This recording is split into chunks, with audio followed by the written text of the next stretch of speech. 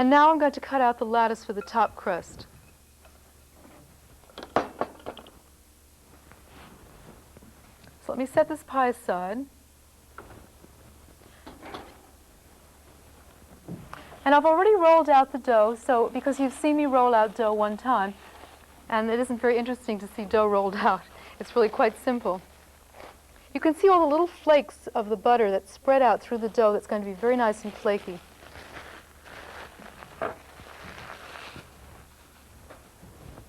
I've rolled it into a rectangle about 12 inches long and about 1/4 inch thick, or slightly thinner. And starting from the left side, I'm going to trim off a clean border. A ruler is very practical, especially one that's clear plastic.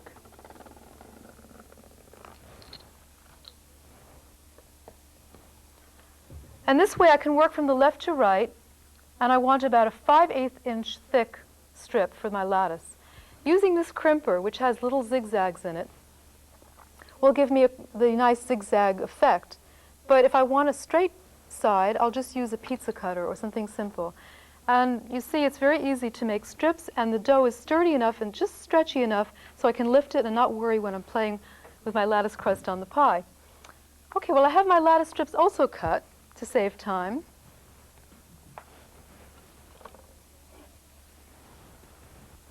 So now let me move this cherry pie back. And I'll start with one of the longest strips because that will go in the center. Don't worry about the overhang because that will be cut off with the scissors. And then working to either side, spacing it evenly, and don't worry, you can move it a bit if you get the placement wrong. I put 2 on one side and 2 on the other.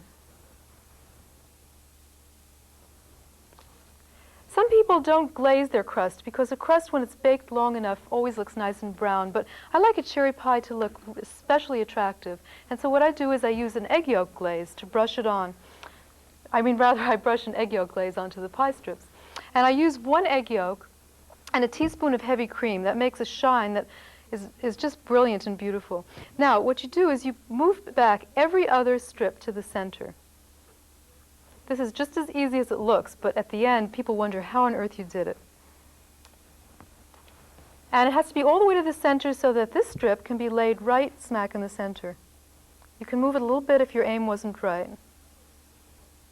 That's the advantage of making a nice sturdy dough, is that it can be played with. Now you have to move these strips back,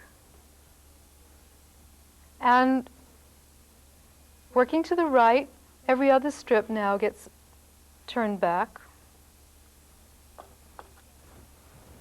and another strip is placed. Get the idea? Now all you have to do is reverse it, and the strips that hadn't been turned back on the last turn, every other one gets turned back here. Some people like to do this on a pastry board or on a cookie sheet, make their whole lattice and then lift it onto the pie, but I find it's very hard, especially with a sticky filling, to adjust them so that they look as regular. So this is beginning to look really nice, and that's the final side for the right side. And now we just reverse the order on the other side. Here we have the completed lattice on the cherry pie. I've cut off all the edges except the overhangs, except for these last ones. And now I get to choose what kind of side border I want. So the easiest side border to do with a lattice, which always is a little bit more tricky than double crust pie, and if you have a short fingernail, it really helps, is to put 1 finger on the pie rim and the other 2 from the right hand, pinching, and you get a star all around. And of course, since you've left a little bit of an overhang, it's nice to tuck that under so that you get a thicker edge, because the edge takes less time to bake than the other parts of the pie. When you finish crimping the edges of your pie, then if you're using the egg glaze, use a little brush or pastry feather. See how nice and rich it looks? And trying to avoid the berries, just dab it, and this is why I make it thick enough so it doesn't run. I just dab it on the crust and all over the sides of the pie. And then when it bakes, it's going to be a rich golden color. Actually, it's not totally inappropriate using a paintbrush, because Tempera paint was originally made using egg yolks and food color. In fact, you can even use that to paint on cookies before baking them, and they'll look absolutely stunning. If you want an extra crisp crust, another special trick is to get a baker's stone. People use this for crisp pizza. It absorbs all the moisture in a pie, especially if there are holes in the bottom of the pan. So I'm going to put this in the preheated oven.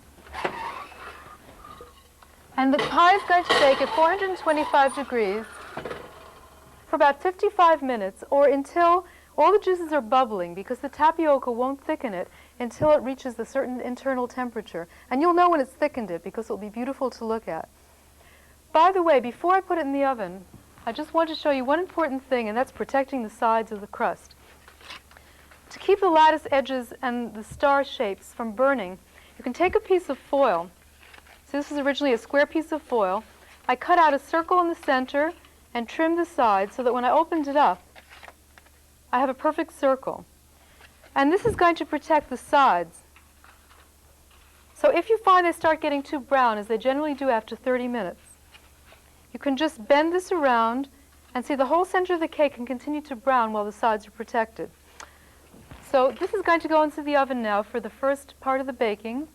And I'll check again to see when the pie is done. And now the pie has been baking at 425 degrees for 55 minutes, and it's golden brown and the juices are thickened. So it's time to take it out of the oven. Be careful when you lift it not to disturb the fragile outer crust. Now this foil has been protecting the crust and the lattice from browning too much on the sides. So we carefully remove it. I placed it on a rack so that the crust gets to cool and it stays crisp. Otherwise, it steams and becomes soggy. And it's now going to be sitting here until it's cool enough to transfer to our serving plate. And there's a cherry pie.